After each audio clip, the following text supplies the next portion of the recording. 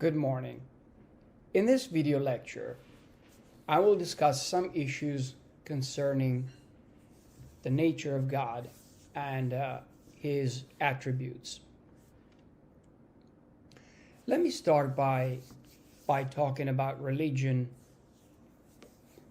and I will proceed by defining God as using what is known as perfect being theology. Just the other day, I was asked to fill out a form that asked me to identify my religion. And one of the voices on that form was atheism. And I've heard this before by many people, lay people as well as scholars. They say that atheism is a religion. I disagree. It's not a religion. But what is a religion? If you look up the word religion, you will soon find out that it's not an easy thing to define. And the reason is because there are many views on what a religion is. For example, at least here in the West, we consider Buddhism as a religion. There are things like groups like the cargo cult. And some people say that that's a religion too. I define a religion as a system of faith in a God, and a system that forms a group of people under the same principles, following the same principles, that worship a God. And here again, the problem is, what is a God? Once again, different traditions define God in a different way. Now, the way I define God, I think a way that gives you a lot of mileage, a way that helps you understand what God is, in my view at least, is to define God as a perfect being. What does that mean, that God is a perfect being? Well, perfection, we have this idea of perfection. When we think a perfect circle, a perfect triangle, we have this idea of perfection. René Descartes, 17th century philosopher, thought that this very idea of perfection is a big deal because we don't experience perfection in our lives, in our day-to-day existence. And we never see anything perfect. Even the circle that you draw on a piece of paper is not going to be perfect. And so for Descartes, that meant something, as I said, very important, because if we do have this idea of a perfection, from where do we get this idea? Descartes thought that meant that was a good argument for the existence of God, because the only perfect being, the only perfect thing that exists is a God. And it was God Himself that gave us or implanted this idea in our minds. Now, typically, by perfection, it is meant that God is superlative. It has all the attributes that, I don't know, a person might have, but way better, extremely better, infinitely better. As a matter of fact, you might have heard of the omnis. that God is omnipotent. Okay? And what is meant by omnipotent, these are Greek, Latin words that mean all. All, and potent means powerful. So, all powerful, meaning infinitely powerful. What does that mean, that God is infinitely powerful? Well, think about it. What would it mean for one to be infinitely powerful? It means that, well, you can do pretty much whatever you want. You can do, there's nothing that you cannot do. You can lift a mountain. You can run faster than light. Anything, really. Also, God is said to be omniscient. Omniscient means that God is all-knowing. He knows everything. What does that mean, to know everything? Well, in theology, typically it is meant that God knows past, present, future, everything. He knows how to make a slingshot. He knows how to build an airplane. He knows calculus. He knows mathematics. Well, as a matter of fact, some theologians or some philosophers say that mathematics is, in fact, an expression of God's mind. And logic, for example, is the way, well, God thinks. So God knows everything. If I'm shooting this video right now, God knows that I am doing it, and He knew that I was doing it, that I was going to do it. He knew it yesterday. He knew it the day before. As a matter of fact, He knew that I was going to shoot this video even when I was not yet born. So He knew it 1,000,000 years ago. And that is an idea of what omniscience is. Another attribute is that God is omnitemporal. This is a very controversial one. This means that God is present, exists at all times. It's omnitemporal. He existed in the 17th century. He existed in the Jurassic era. He exists now, and so on. Another attribute is omnibenevolence. So God is said to be omnibenevolent. This means in theology that God is regarded as a morally perfect being. What that means, I am not going to discuss it here. We will have discussions in another lecture. I present this in another lecture. But to give a brief idea of what that means, it means that God is all good. It means also, it implies that there's a difference between good and bad. There's a difference between evil and goodness. And God is supposed to be omnibenevolent. So He's all loving. He loves His creatures. He loves Himself, presumably. We can say God is pure love. And another characteristic or attribute is omnipresence. And that means that God is omnipresent. He's present everywhere. There's no place in the universe where God doesn't exist.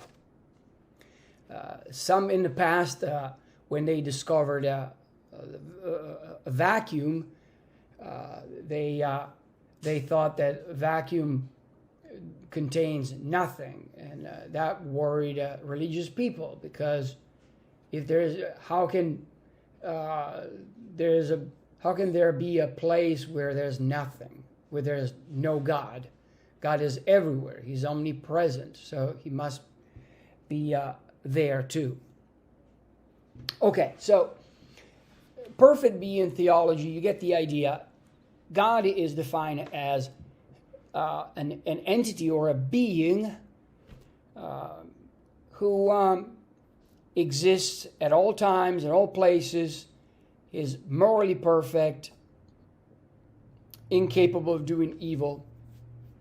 But you can add also, some people add freedom. So God is endowed with freedom of the will. He is completely free. He decides what to do, what to say, how to act, and so on. Omnipotent, and so on. So these characteristics, these attributes of God have generated a great deal of controversy over the centuries. Philosophers and theologians, as well as people, are not sure what God is and how these attributes are even compossible. Some argue that they're not compossible. That means that together they cannot exist. They can't fit. They generate contradictions or absurdities and so on.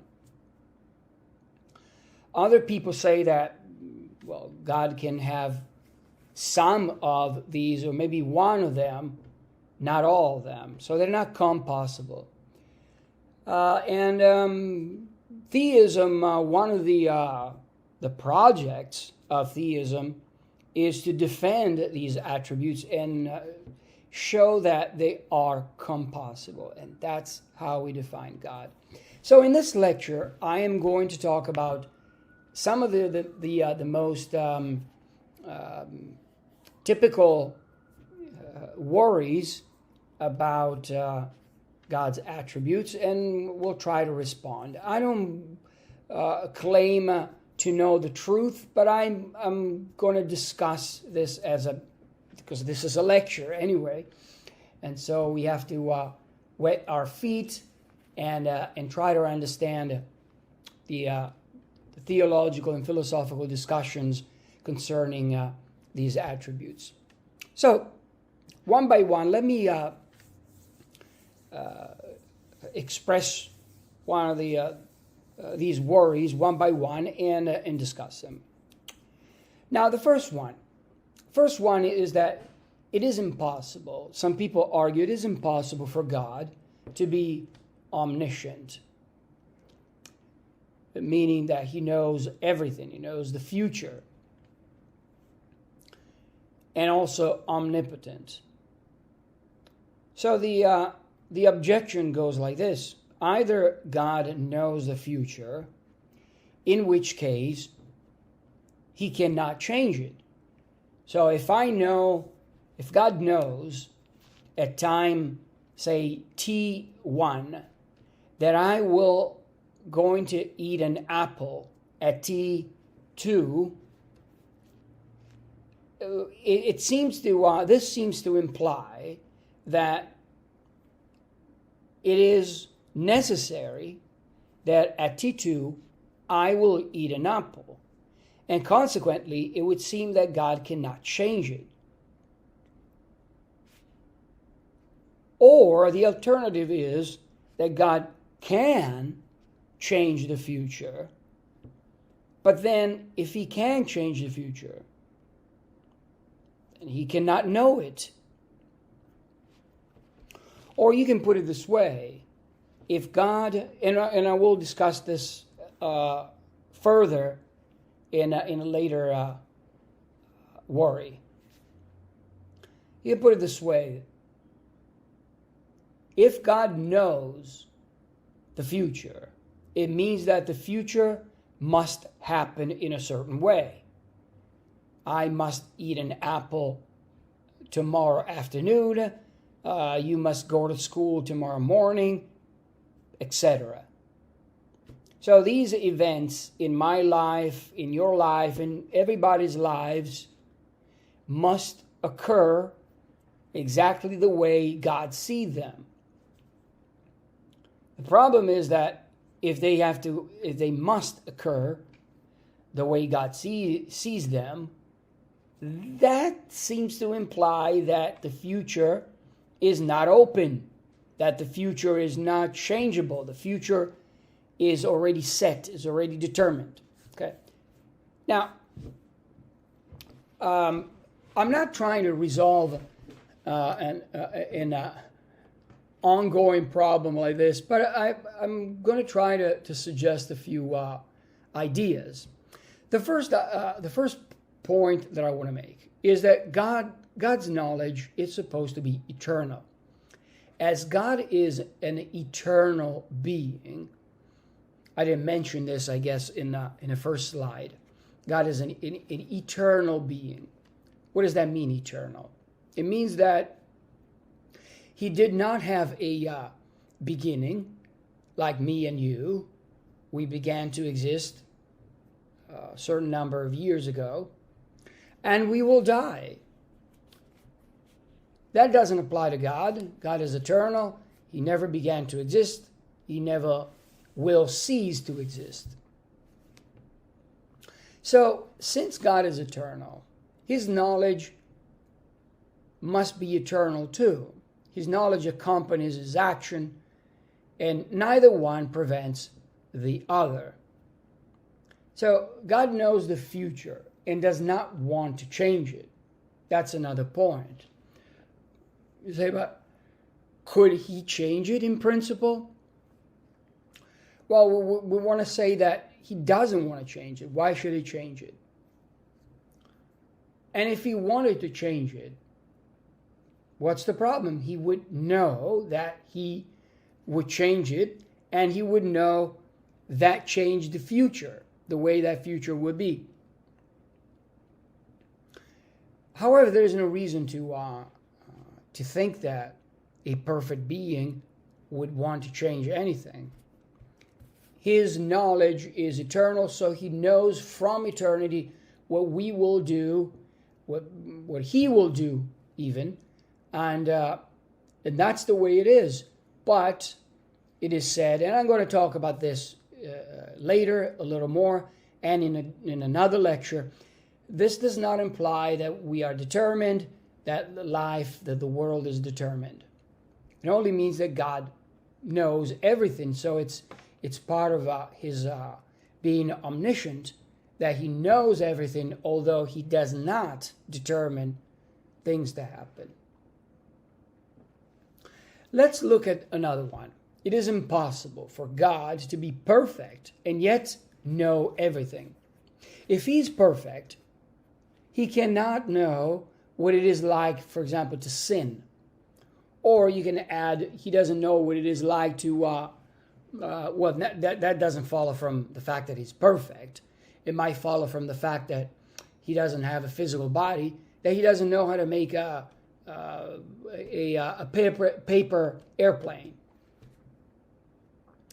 But here the problem is, if God doesn't know what it is like to sin, then he doesn't know everything. Now, this seems to be unwarranted as an argument, because just because God doesn't physically experience sin, because he is not a physical being, God must be immaterial. Well, this doesn't mean that God cannot know about it. He observes it all the time. People sin all the time, if there is such a thing as sin. If you accept the idea of sin. But let's put it in terms of evil. People do evil things. Other people suffer as a result. Not only people, but animals, the environment. And does God know what it is like to do evil and to suffer evil? Of course he does. He can always, since he's everywhere at all times, he can live through us, through the people, the very people who are suffering or the people who inflict evil, and experience firsthand what it is like to sin. What about this? Can God make a rock or a stone so heavy he cannot lift? You see that whichever answer, whether you answer yes or whether you answer no, if you say, yes, God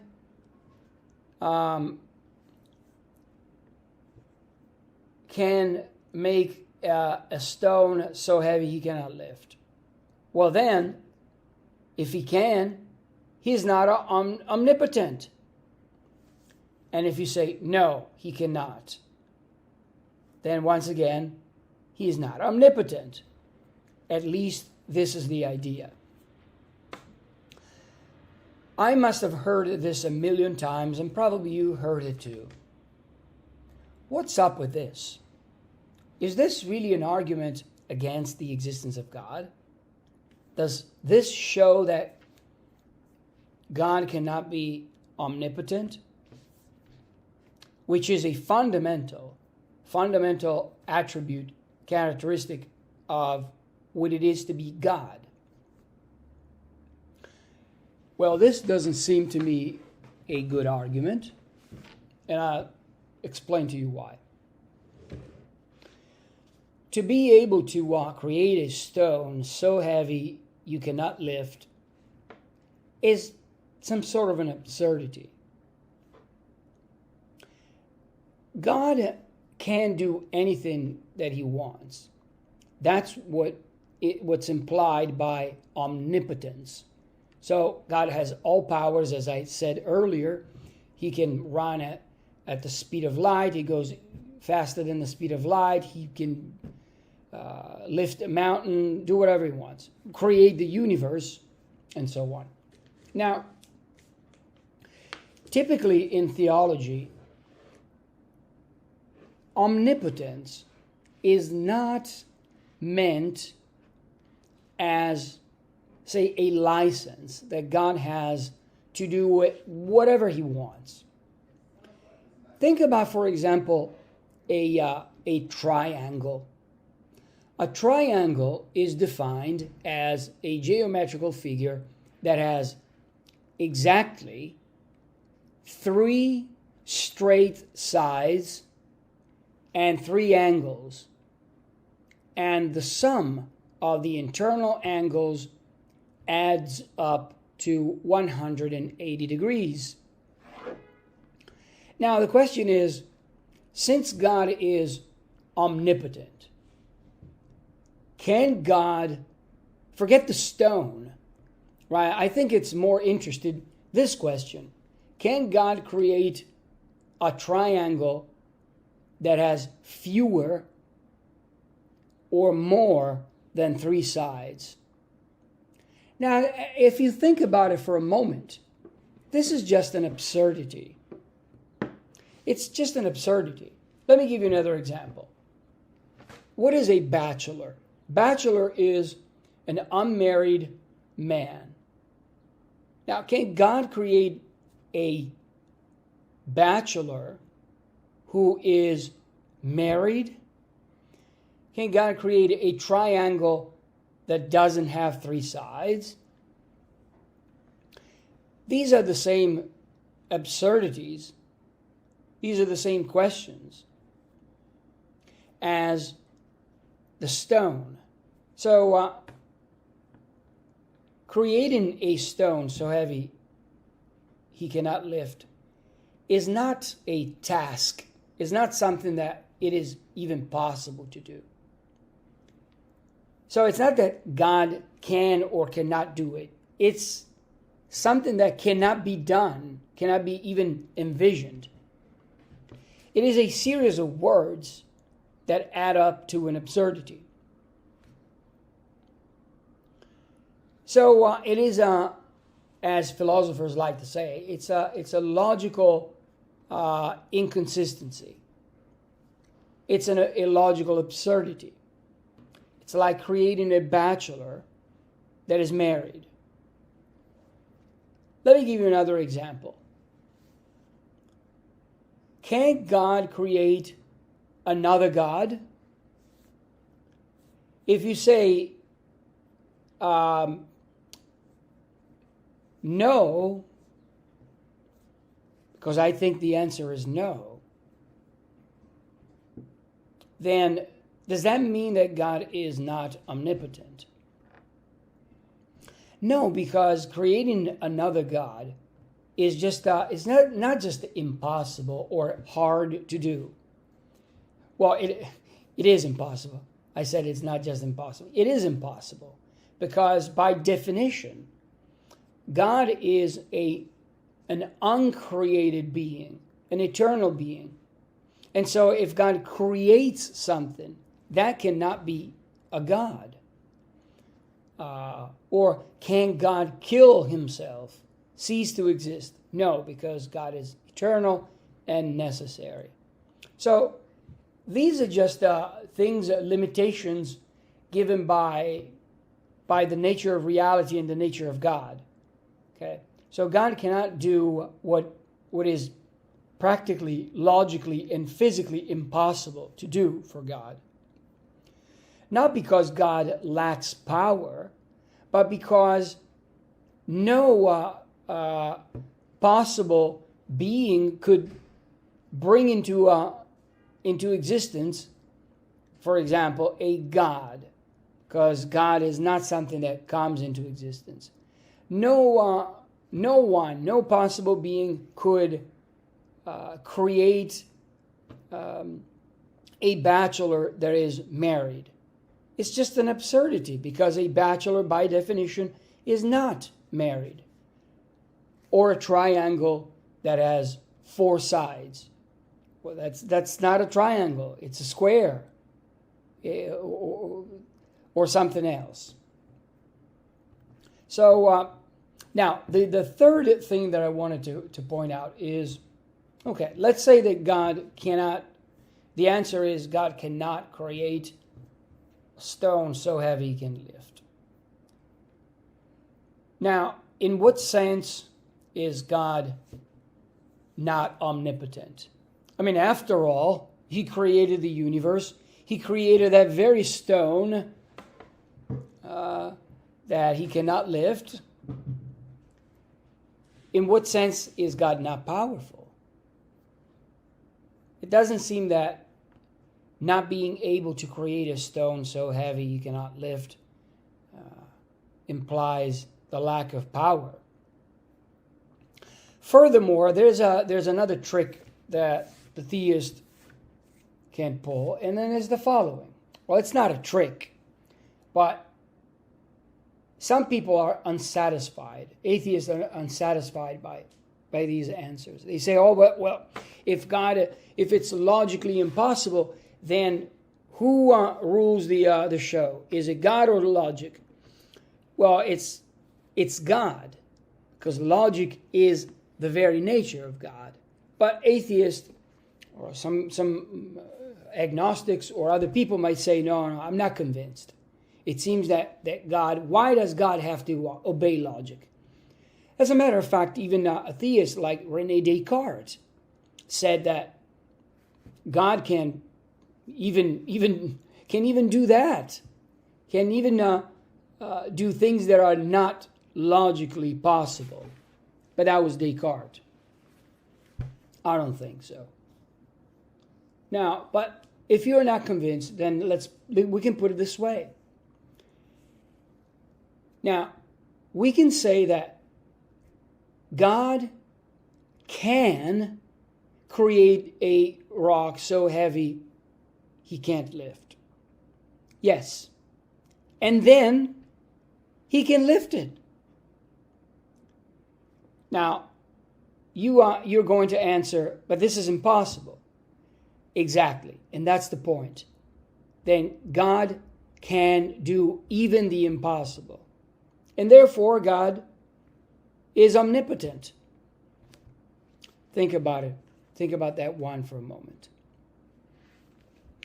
The next one, because I don't want to make this video 3 hours long. It is impossible for God to be perfect and to have created the universe.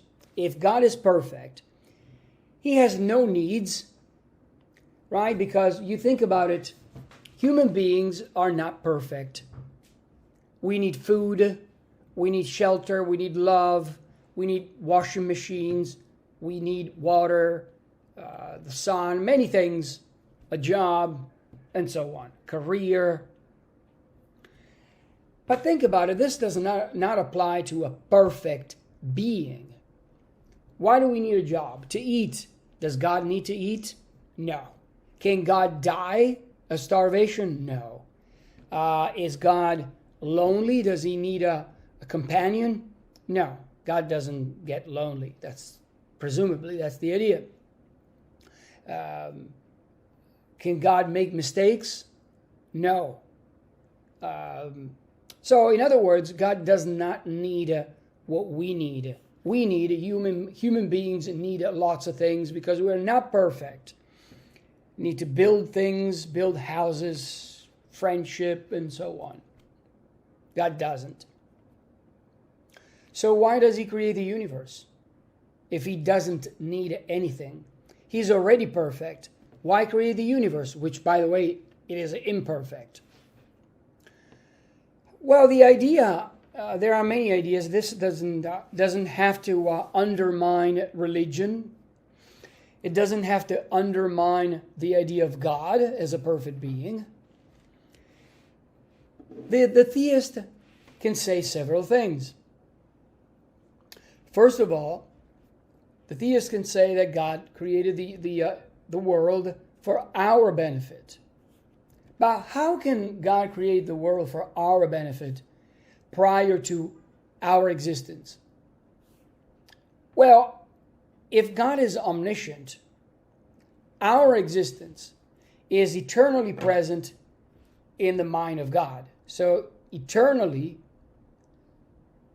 God. It's not like God went on for a millennia, not thinking about human beings, not knowing that we would be created, and then all of a sudden he says, hey, why don't I just create human beings?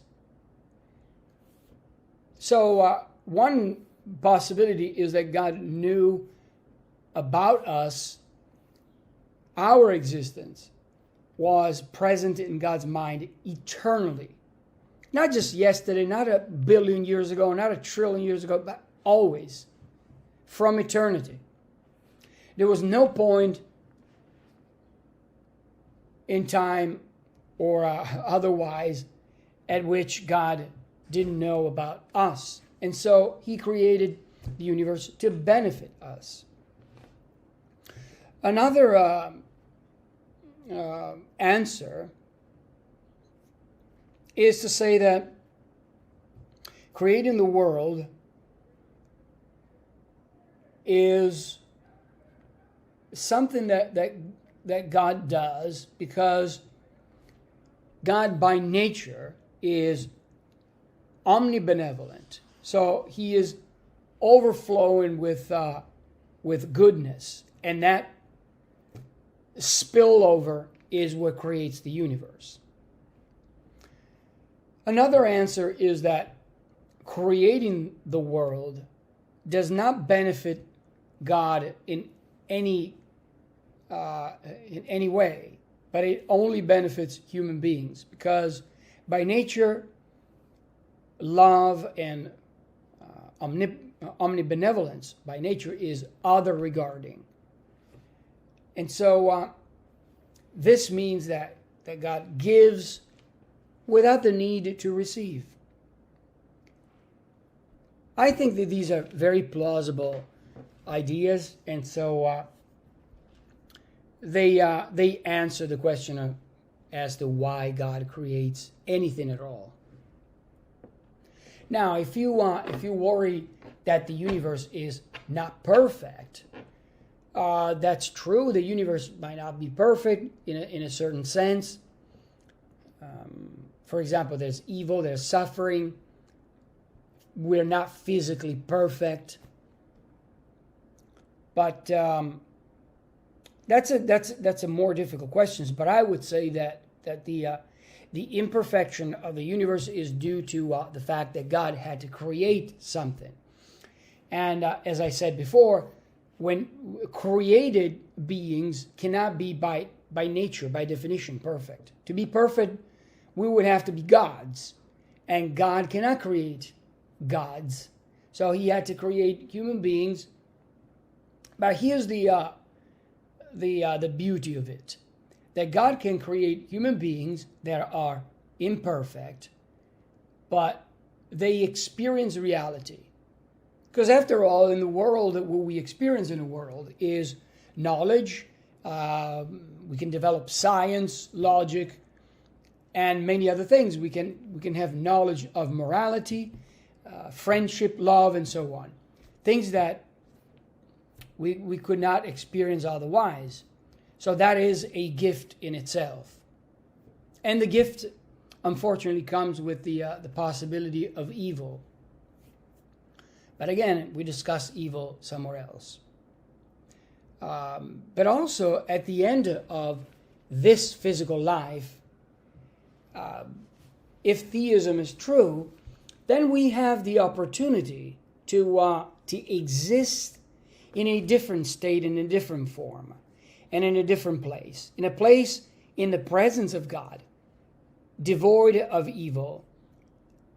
A place that many theists argue is a state of eternal bliss.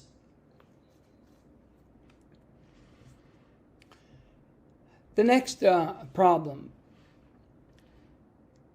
It is impossible for God to exist outside time and to have created the universe.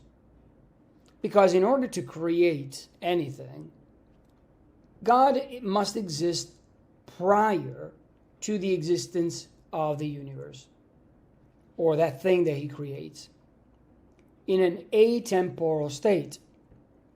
But if time does not happen, does not tick away, then nothing can happen. That's the idea, at least. So, now this is a very, very controversial topic in theology.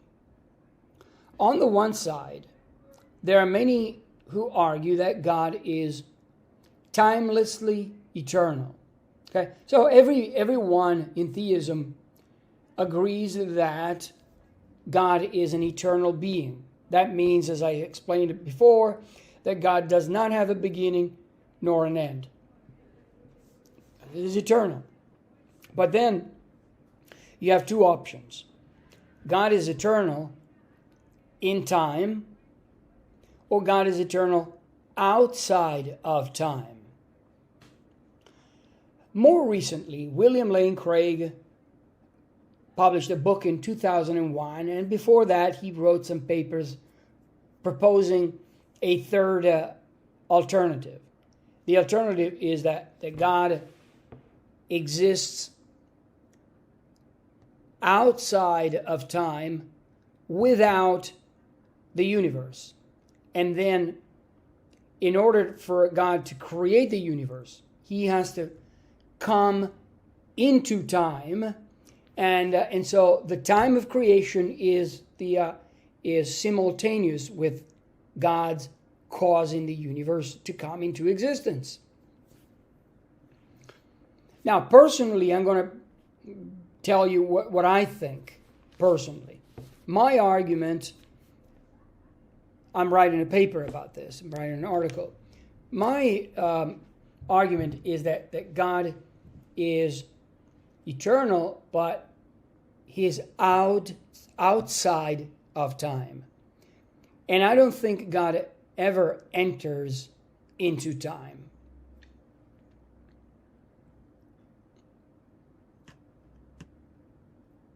Now, what is the problem? The problem is that they say that God cannot cause, or anyone cannot cause something to come into existence without time. So let's say you are imagine, if you can, that you are a timeless being. Is it possible for you to create, let's say, a baseball bat? How can you do it? You have to be there to do it. If you create a baseball bat, and a baseball bat comes into existence at 5 p.m. on Monday morning of the year 1965, what does that mean? It means that, well, you had to be there, okay, at that time.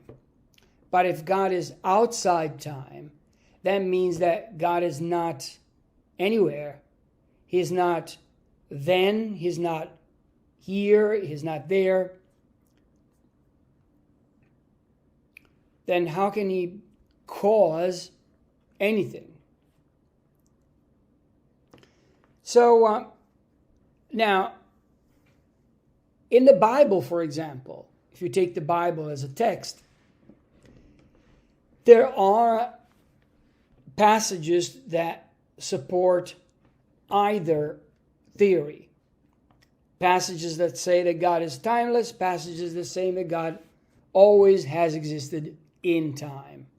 Time, basically, God experiences time just like human beings experience time. Now, there is a discussion by Stephen Davis that is very helpful, and the paper, I'm going to link the paper in this video. Davis is convinced that God, it makes most sense that God is a temporal being. Okay, so he defends what is known as temporal eternalism. This means that God is eternal and God always has existed in time. Okay? There was no time when time did not exist. Always has existed. Now, a very helpful response that I'm going to try to explain is the response of Hugh McCann. Let's talk about Davis first. Stephen Davis defends what is known as sempiternity. Okay? That's another word for saying God is eternal in time. He says that an atemporal being, a being, cannot be the God of Christianity if he's outside time. And anyway, a God that is atemporal, according to Davis, is just incoherent. So, a being is timeless, according to Davis, if and only if it lacks temporal location and temporal extension. It would be impossible, for example, to say that a timeless being existed when the Titanic sank, or it will exist during the next Olympic Games, it exists now, and so on. Also, it would be false to say that God existed in the past, or in present, in the future, and these words do not apply to him. Last week, at noon, and so on. Therefore, God, if God were a timeless being, an atemporal being, outside of time, that is, sentences like God existed during the French Revolution would be either meaningless or false, necessarily false. Now, I think that Davis is wrong about this. And I think that Hugh McCann presents a far stronger argument. Now, let's start with Davis' contention that it is impossible or implausible that a timeless God can be the creator of a temporal universe. If he is not in time, how can he bring the universe into being? Well, they say because if God creates the universe at time t0, let's say, then it seems to imply that God must be there at time t0. But if God is outside of time, then he cannot be there at time t0. Either he is or he's not. That's why Craig says that it is both. God is not there in time, but at the creation of the universe, he is there. He brings himself into time. Now, the problem here seems to be causation, cause and effect. I think that is interesting that people like Craig or Davis argue that it is impossible for God to create the universe from outside of time. Because, for one thing, atemporal causation is a mysterious concept. But I want to point out that causation itself is a mysterious thing or process. Second, what I wanted to point out is that when we talk about causation, I think it's more helpful to talk about explanations, how things relate to other things in the world, or events relate to other events. But when you think about it, when you think about a classic example of causation, let's say, I don't know if you're familiar with billiards. I take the cue stick, hit the cue ball, that would be the white ball, and I hit purposely. I hit or I shoot in the direction of the let's say an object ball. Let's say the 8 ball, purposely, and I hit the eight ball, and then the 8 ball rolls off and ends up inside the table's pocket. So this is a classical idea of causation. We can say I caused the cue stick, first of all, to hit the cue ball, and the cue ball in its turn caused the 8 ball to move, and so on. Okay? Now, when you think about it, where is causation? I'm thinking here along the lines of David Hume and what is known as the problem of induction. The problem of induction, if you studied philosophy, if you remember about David Hume, the 18th century philosopher, David Hume was the first one who pointed out that we have a problem of induction. He didn't call it that. We call it problem of induction. But essentially, the problem is the following, that every time we observe the world, every time we observe, let's say, leaves flying around in the park, every time You say, for example, you throw a stone in a body of water. There are ripples forming. Every time you, let's say you push a chair,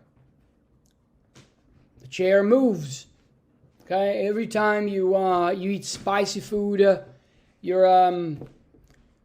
your stomach burns. You have the feeling of burning in your mouth. And so we typically attribute the effect to a certain cause. We say pepper, red pepper, or spicy hot peppers cause my mouth to feel a sensation of burning. Throwing a rock inside a body of water causes the ripples, and so on. But Hume pointed out that we don't have evidence that one thing causes another. Now, if you say to Hume, oh, what could that be? Well, Hume says, well, logically speaking, what could that be? It could be a constant conjunction of events. Meaning that every time there's one event, another event follows, but not because it is brought about by the previous event, but just because that's the nature of reality. Reality might just be, for all we know, like a theater where things happen, we don't understand it, many events go on, we don't know why, they just happen. But listen, the point here, the main point, the bottom line is this, that when we observe such events as the ones that I mentioned earlier, like the ripples in the water and the burning sensation in your mouth, when we experience these events, we never experience a cause, namely the causal link, the link that gels, that glues together these events. We observe one event and then a second event. We observe the rock flying in air. We observe the rock falling into the water. We observe another event, the ripples forming. Now, if I ask, Hume says, where is the causal connection? You cannot just say to me, that's it, that's the causal connection, because you're not pointing in the direction of the causal connection. You're just showing me the event, or you're referring to the event, namely throwing a rock, and in the other event of the rock falling, and the other event of the ripples. Okay?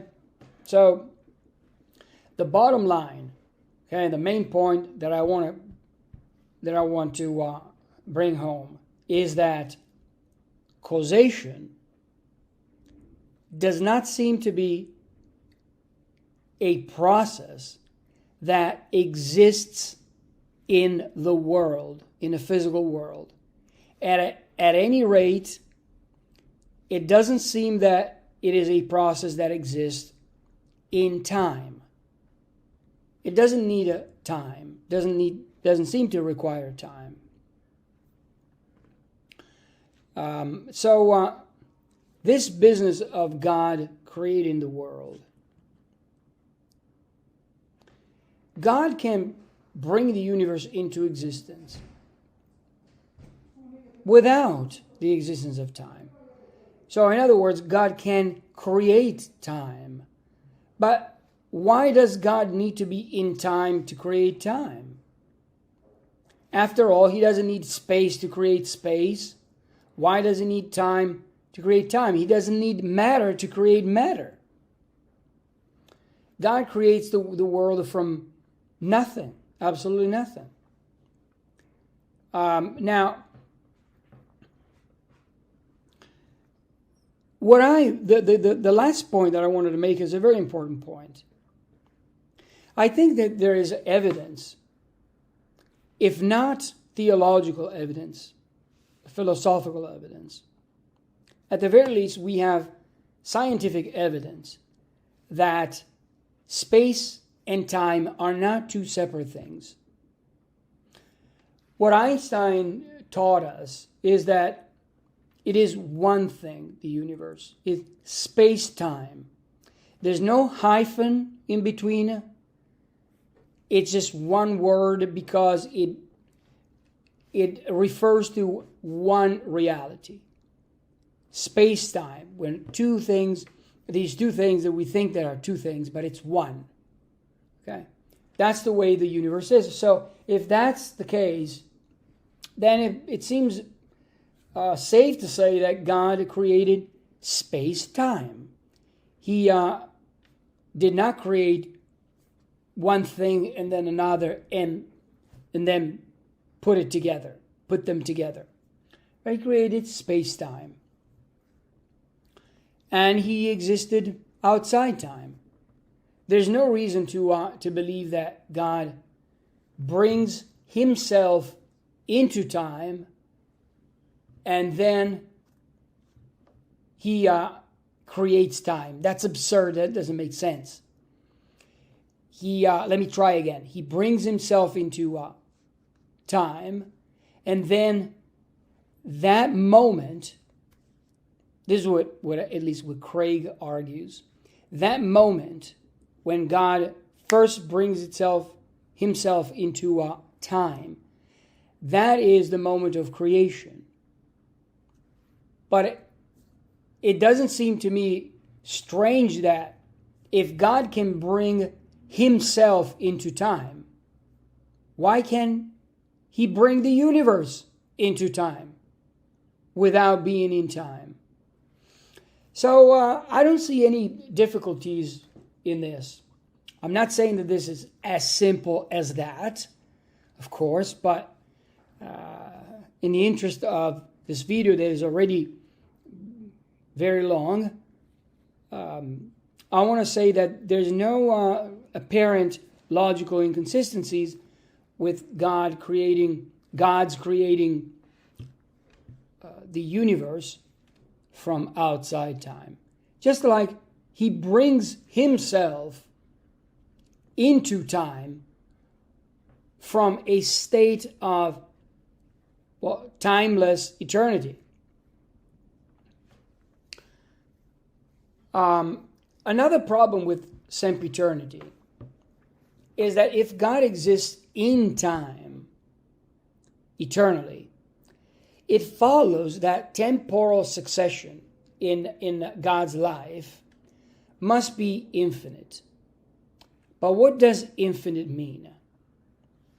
Now, I'm warning you that I'm using this argument in my previous video lecture on the Kalam cosmological argument. So you might want to watch that because I'm going to explain it very briefly. There's a distinction here between potential and actual. Potential means potential infinity, means that potentially one can collect or enumerate an enormous number of items or things, but never get to the end, never get to the bottom of it. Whereas actual infinity, as Aristotle explained it, means that the set of things, that can be time sequences, that can be numbers, that can be coins or anything else. That set is completed, meaning it's not growing in number. And he said, think about a collection of coins, right? If I say to you, I have a collection of coins here in this bag, and you ask me, how many coins do you have? An infinite number. How can that be possible? What do you mean by infinite? You mean that the coins, the number of coins is multiplying in the bag right now? No. Actual infinity means that the coins in the bag are already infinite. So infinity here is meant to be a discrete number, and yet an infinite number. Now, in my video on the Kalam, I explain why this is impossible. But let me give you briefly. So I explained the Grand Hotel, Hilbert's Hotel paradox, and so on. But let me give you here my example, my paradox of the infinite staircase or stairway. Suppose that you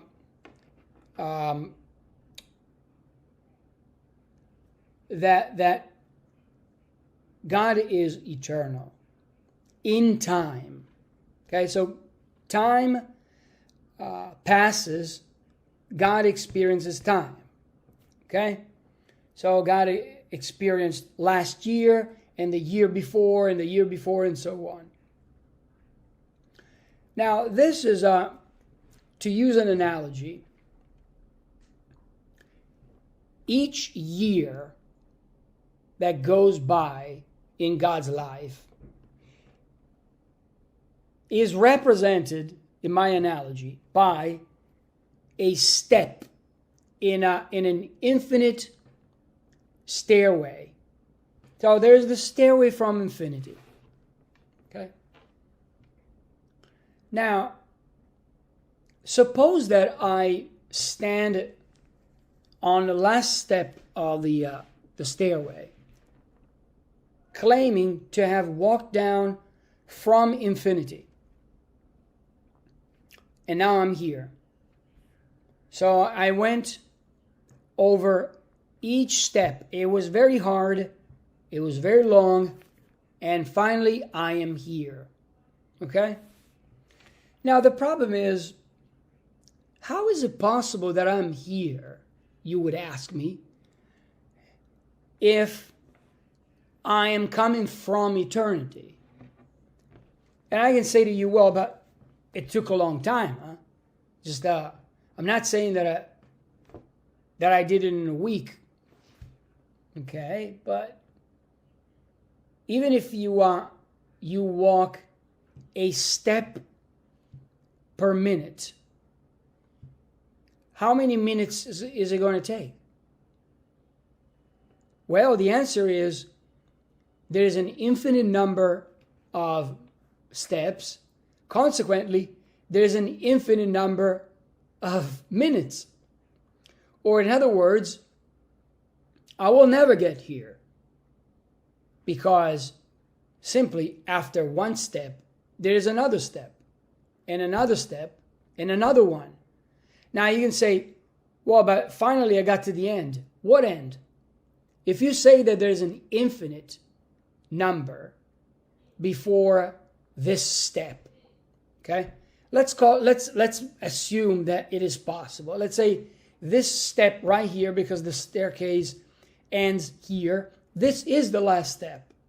Okay, but the problem is, from eternity, how many steps exist? An infinite number. Okay? Now, if you don't follow my argument, think about this. If I say to you that I started walking from eternity, when exactly did I start and where? Obviously, it's not that I started walking just a long time ago, because there is no first step. Because we are assuming that the stairway is beginningless. There is no first step, right? It stretches to infinity. But then, when did I start walking? I never started walking then. I have been walking from eternity.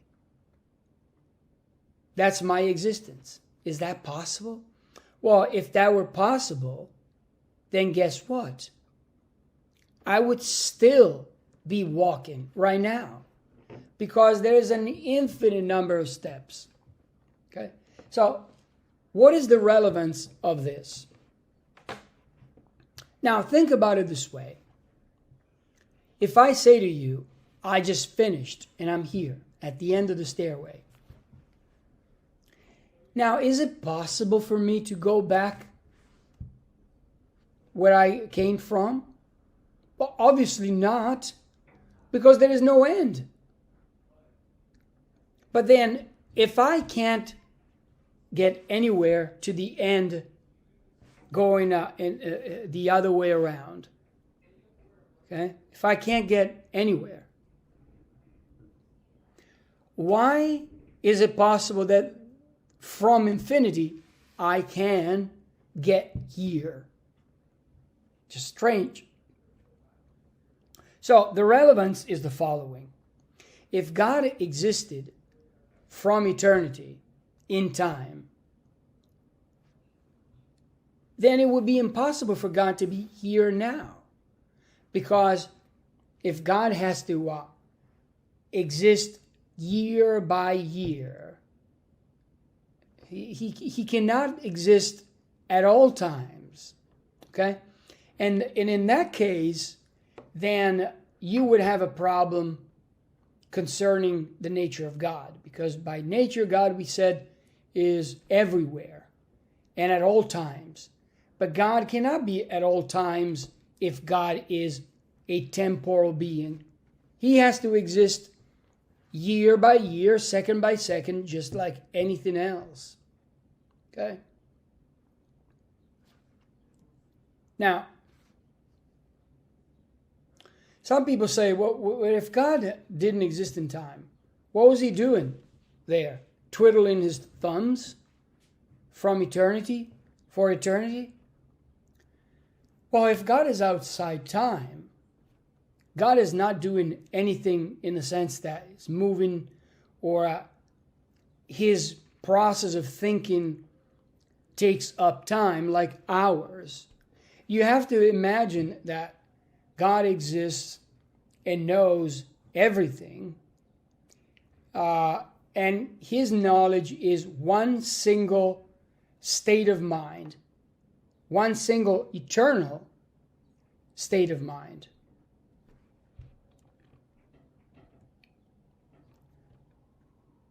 So even McCann points out that it doesn't follow from God's timeless nature that he does not have knowledge of time, or even that the time is not real to him.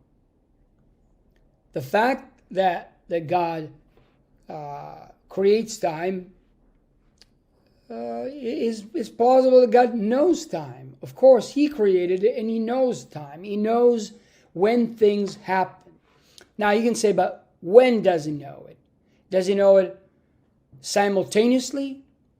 But simultaneously is a temporal adjective. So it wouldn't apply to God. As McCann points out, God creates and is aware of all history neither simultaneously nor at different times, but eternally. God has an eternal idea of all the times played out in the world.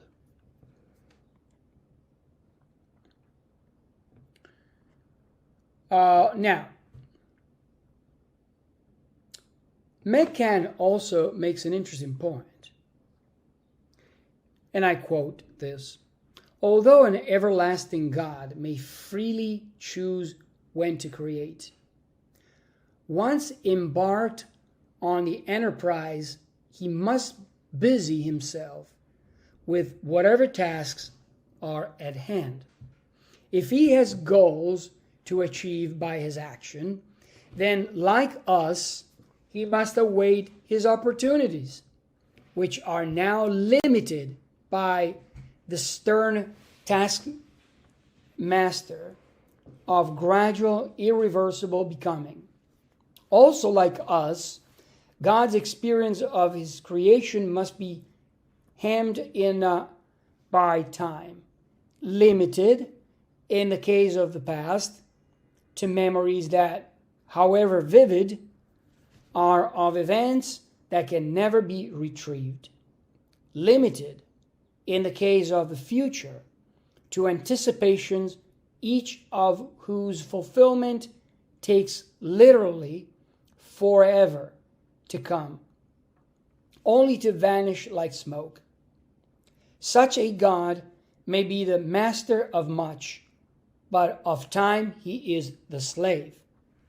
Now, I want to focus specifically on the last sentence, when McCann says that God is limited in the case of the future, because anticipations, each of whose fulfillment takes literally forever to come. I don't think McCann really realized the full import of what he said. It's even worse than McCann thinks. Let me explain. So some theologians think that this is not a problem. Even if God is slave, so to speak, of time, it's not a problem because time, for example, this philosopher says, Mullins says, time is not God's mom that tells God what to do. Well, in a way, I would say yes, because if God is in time, time tells God what to do. But as I said earlier, a second ago, there is a problem that is very serious.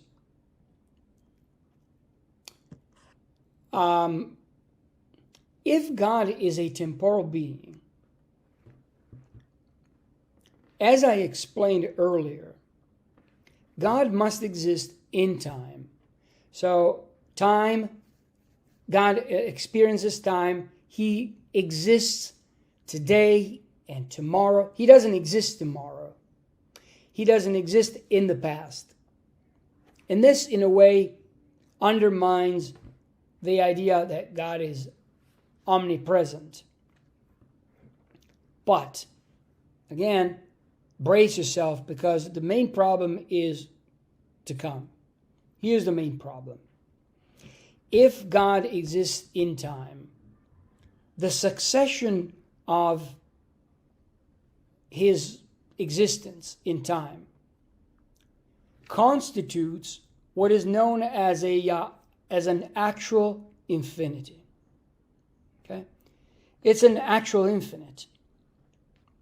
It means that the number of temporal, let's call them years, the number of years, God's number of years, is infinite, but at the same time is discrete. It's not a growing number, because we're talking about the past. Okay, in the future, there's one more and one more and one more. But in the past, since the past has already occurred, then the past is not growing. It's not that years in the past of God are being added as we speak. They're already there. And consequently, this must constitute what is known as an actual infinite. But, as I explained a couple of slides ago with my example, with my analogy of the staircase, it would be impossible for God not even to be here now, but to create the universe. The universe will never be created. Now, think about why. God created the universe. But when? suppose that God exists in time, as they argue, as Davis, for example, argues. And at time minus n, t minus n, God plans to create the universe at time tn. Time tn would be, let's say, the time corresponding to the Big Bang. Now, from eternity to t minus n, there's an eternity of intermediate times. So God will never get to the decision. Okay? Now, one may answer the following, that at time t minus 1, God said, tomorrow, at time t0, I will create the universe. But if God were always existing in time, he would never arrive at time t minus 1. Because between his past eternal existence and time t minus 1, there would be an actually infinite number of temporal sequences. After one, there will be another, and another, and another, and an infinite more. And so he will never get to the time of creating the universe. Okay? So therefore, since the universe is not eternal, and it would be impossible for God to arrive at the moment of creation if God exists in time, then it follows that God created the universe from outside of time, because the universe is either eternal with God, that's the only possibility if God is in time, but the universe is not eternal. Consequently, the universe must be created at a certain time, but as I explained before, it would be impossible for God to arrive at that time. Let me give you another illustration, see if I'm right. Suppose that there's a woman that says, from eternity, she says, at one point, I'm going to stop and drink some water. Okay? Either she drinks water from eternity, or she would have an idea of drinking water from eternity, the idea that she will stop at a certain place on a step on this hypothetical infinite ladder or infinite staircase. And let's say at the precisely at the step S4, I'm going to stop and take a sip of water. Now, when will she stop to drink water? When will she walk over S4, the step S4? If she started from eternity, then step S4 will never arrive, because there between step S4 and her eternity, there is an infinite number of steps, and so she will never arrive there. Similarly, from eternity past to the time of creation, there is an infinite number of temporal sequences, an infinite number of years. So after 1 year, there will be another year, and another, and so on. And it will never end. Consequently, God will never arrive at the moment of creation. And the universe would not be created. But the universe does exist, and it's not eternal. Consequently, it seems that the only option is that God exists outside of time, and he creates space-time. All right. Let's look at another problem. If God is a temporal being, then he cannot know the future. And if God cannot know the future, then he cannot be omniscient. Now, for this, I'm using the paper that I assigned on Nelson Pike, an old paper from 1965. Pike says, if God knows at T1 that I will write these words at T2, then my writing these words is necessary. Actually, Pike doesn't say writing these words. That's me. That's what I say. But that's the idea. So I mentioned this at the outset, if you recall, of this lecture. I said that I was going to talk about it further. So the idea is very simple. God knows the future. If the answer is yes, then the future is fixed. Wait a minute. How is it possible? Well, think about it. How does God know that I'm scratching my head now or I'm eating an apple tomorrow 1,000,000 years ago? Doesn't it mean that the universe is fixed and we're not free? So if God is in time, then he cannot know the future. Because if he's in time and we are free, then God doesn't know the future. The future has not happened yet. And so it is possible that I eat an apple tomorrow, or it's possible that I don't eat an apple tomorrow. It is possible that I scratch my head now. It's possible that I don't. And consequently, God doesn't know. Unless we are determined. Everything is fixed. Now,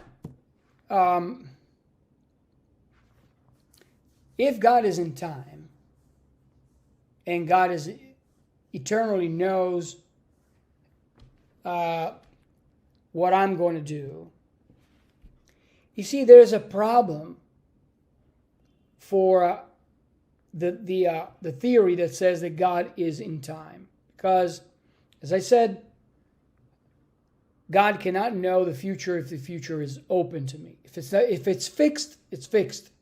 Then we're not free. That's why God knows it. Now, some point out, just because God knows the future doesn't mean that he fixed the future. But if he didn't fix the future, who did? Nobody, some people say. Well, I think, in my view, if God exists in time, then there's no possible way that God can know the future. And so omniscience here is not going to help God. Okay? He cannot know the future. The future doesn't exist. Think about it. The future is not there because it's not fixed. Maybe it is, but I don't think so. I don't think the future, our future, is already fixed. Now you can say, sure, you can say, no, the universe is fixed. But then if the universe is fixed, why worry about God? Why bother? Why worry about morality? Why worry about anything? If the future is fixed, there's no possible way that you can change it. So it doesn't make any difference. What do you think? What do you do? Whether you worship God or not worship God, whether you pray or not pray, whether you behave or misbehave, it doesn't make a difference. You can't do anything about it. You just have to live your life. In fact, it's not even your life. You're like a robot. Why worry about it? Just live and things will happen. We don't think this way. We think that morality matters, what I do matters, and the future is open to me. I can do X or I can do Y or I can do Z. I am in charge of my future. Okay? But if I am in charge of my future, there's no possible way that God knows what I'm going to do in the future. And I'm not saying that God fixed my future or something else fixed my future, but if God knows it, it must happen. It must be the case. But that's impossible because the future does not exist. I have to decide my future. So there's a problem here. So I think that this problem can be solved if we assume that God is not in time. God does not exist in time. And what I want to suggest is the following.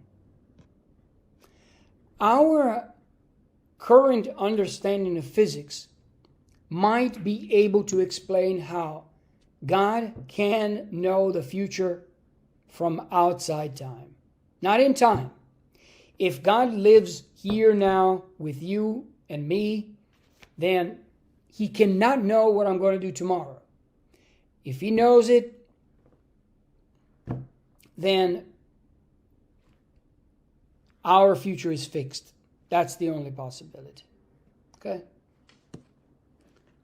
But if he's outside of time, there's a way that I think can be explained. Now, think about this. What do we know about physics today? We know that, and this, by the way, has been proven by experiments, empirically. If you send a watch, a clock in space,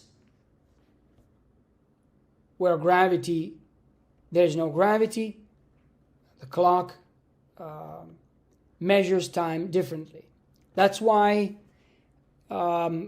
engineers, when they build GPS satellites, they have to fix their clocks to tick at a different rate.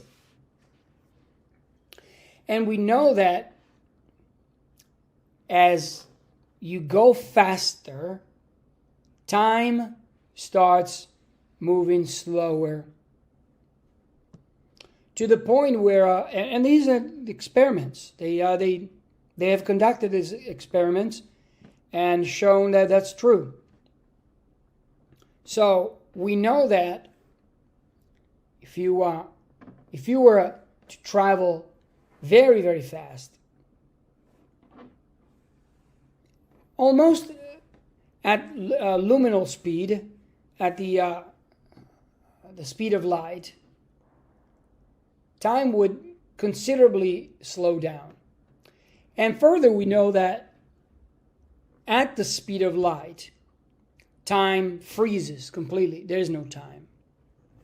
So, photons, it is true. Look, photons, it said it takes 8 minutes for a photon to travel from the sun to the earth. But we measure these 8 minutes from our human reference frame. But if you were to measure time from the reference frame of a photon, no time would elapse.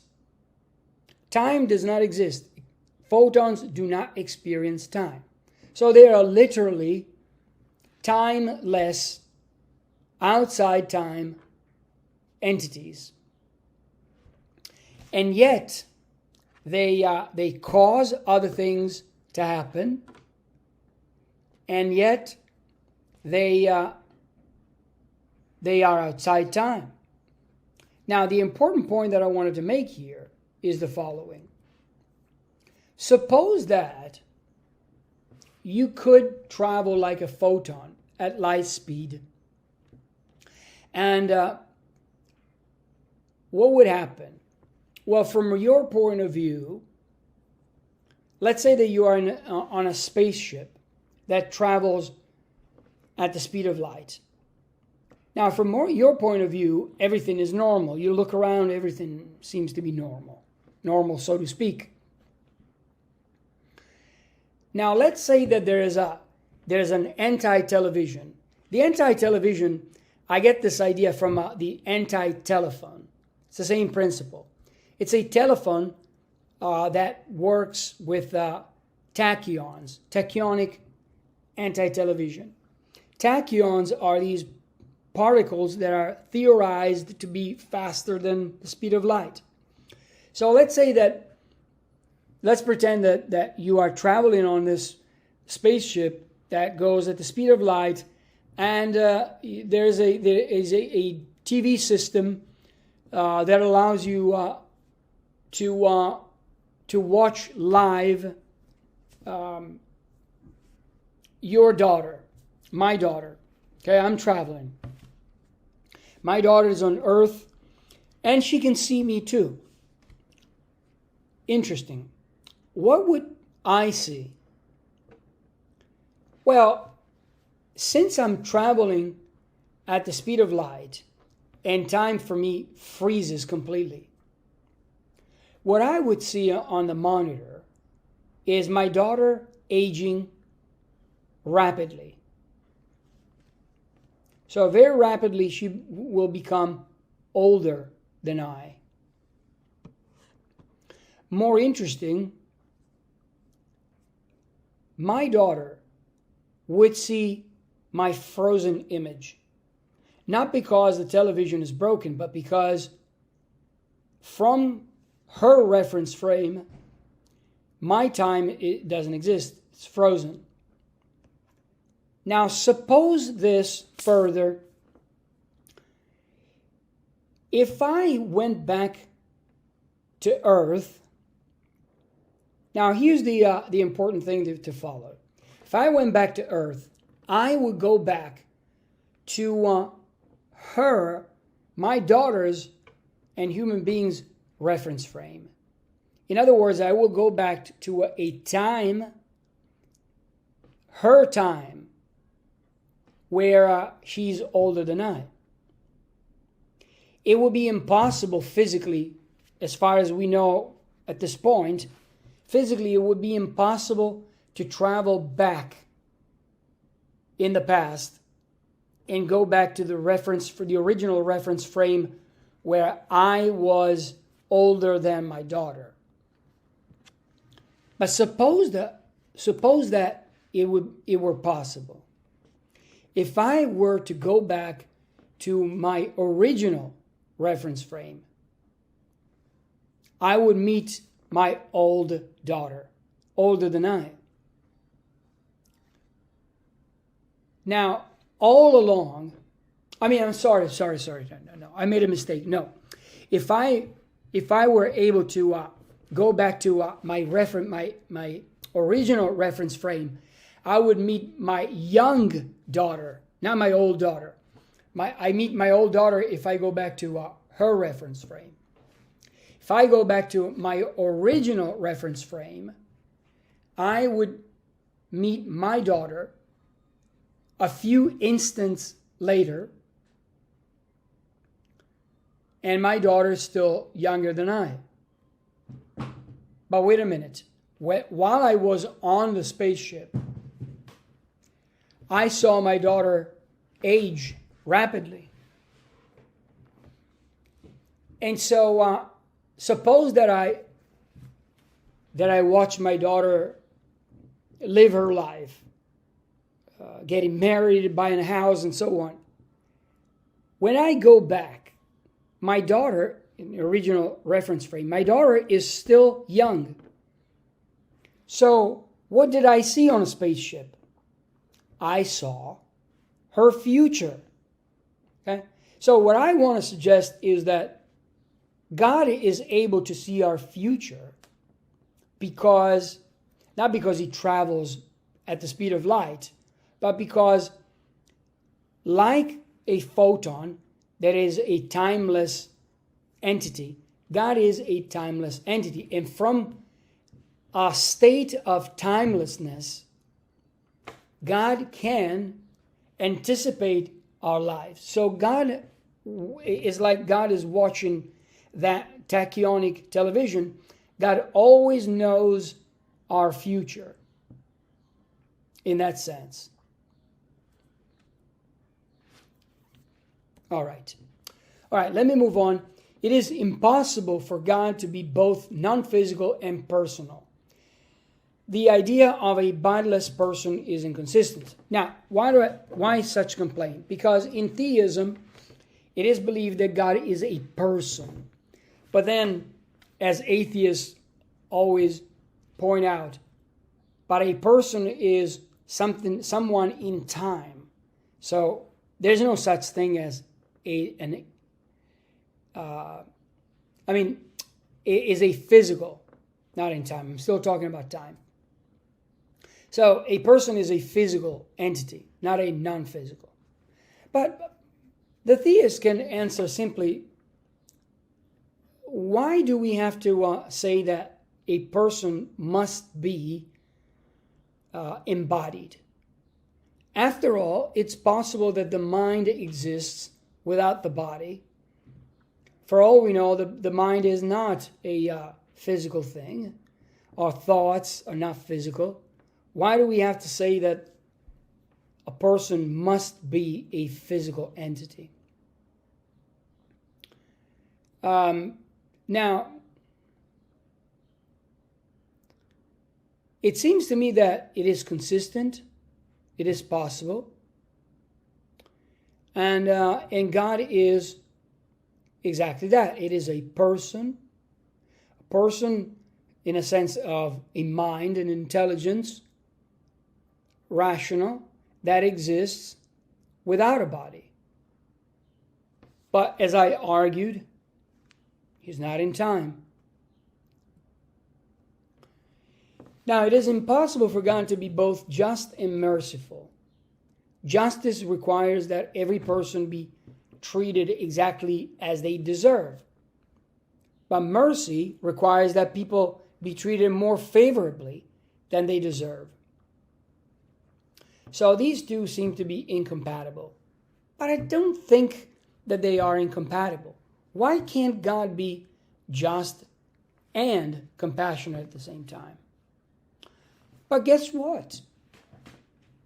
In my view, we don't need to say that God is just and compassionate in the sense that God is a judge. I think that, in fact, typically when talking about God, people say that God is a father.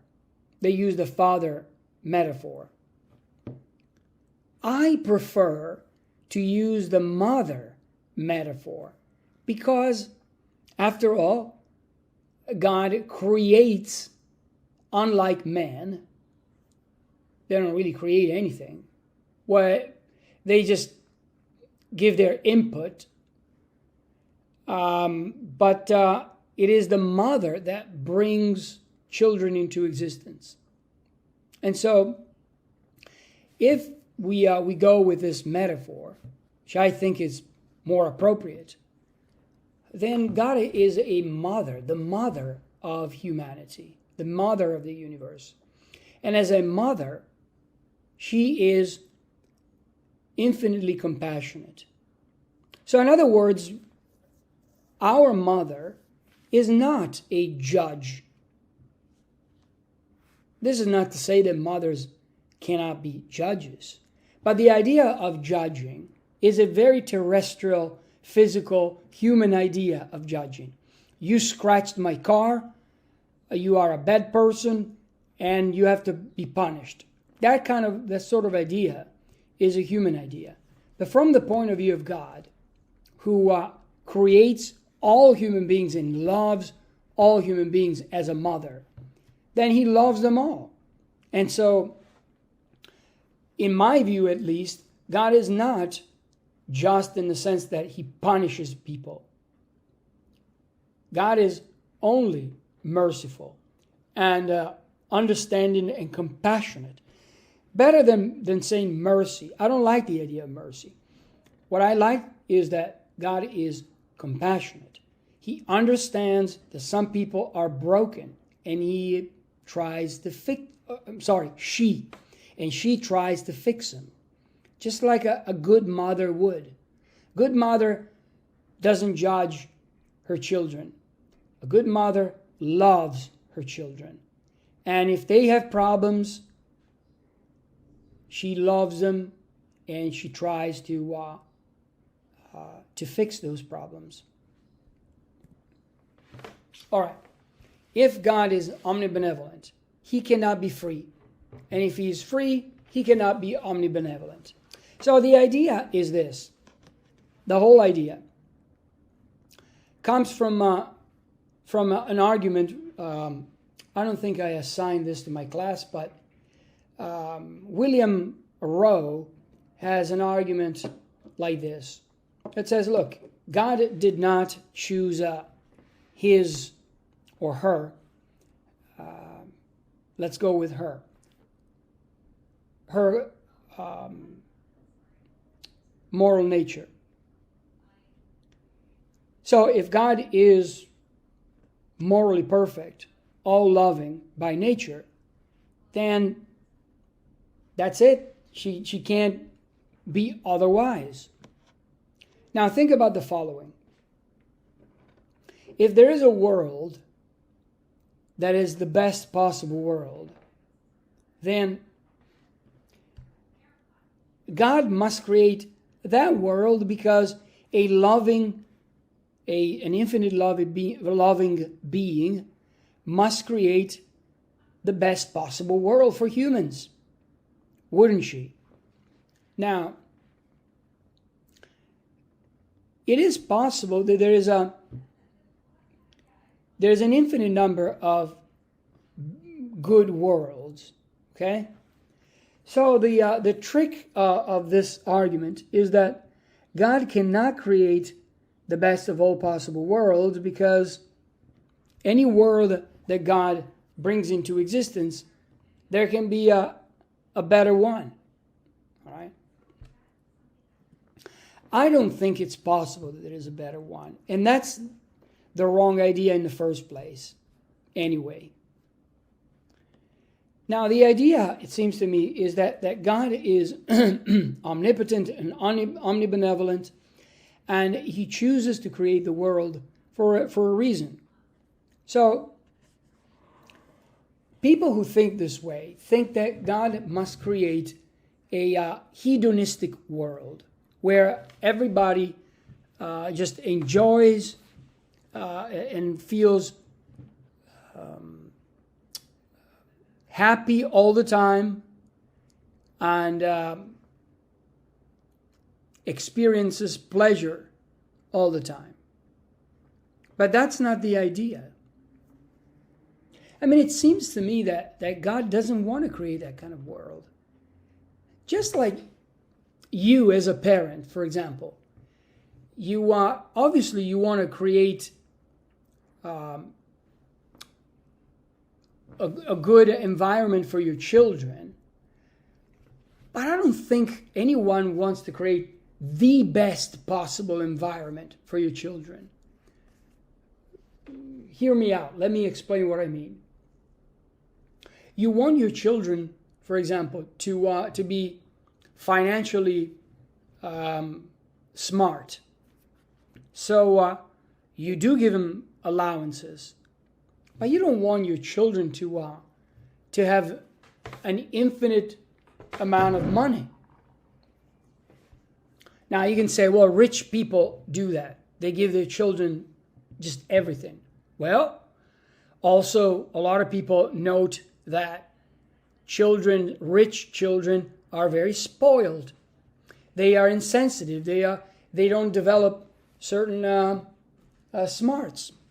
Okay, so you do want to give your children a good life, but at the same time, you want your children to go to school. You want your children to know what it is like to work hard for something. You don't just want to pay a university like many rich people do, pay universities to give your children a PhD or a master's degree. Would you want to be that kind of parent? No. So why do you expect God to create a world that is so easy for us that we don't have to do anything. Why that? I don't think that would be the best of all possible worlds. And if there is one, I don't think God wants to create that. And why? Because that's for our interest. It's in our own interest. In this world where we suffer, where we have to go to school, where we have to fight the COVID, where we have to create things, invent things, that's the world that we want to be in. A world where we understand and learn and know sacrifice. We learn things, we develop science, we develop logic, we develop morally. In a world that is too easy, the best of all possible world, where we always feel pleasure and we do nothing. We don't work, we don't struggle. In the first place, that would be a boring world. And in the second place, we might even complain in the end. We would say, okay, in this world that God created free champagne, why didn't He create free this or free that? So we will always complain. So the point is that this world, although many people say that this is not the best of all possible world, I am not interested in that kind of talk, the talk of best possible world or not. The idea to me is that this world, the way it is, as bad as it might be, although it has many problems, it is a world in which, first of all, we can make it a better world. And second of all, a world that enables us to learn and to earn things. Okay.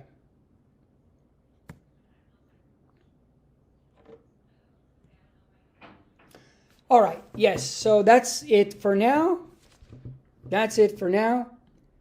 And I hope the video was not too long. And I will see you in next video for more topics, more interesting topics in the philosophy of religion.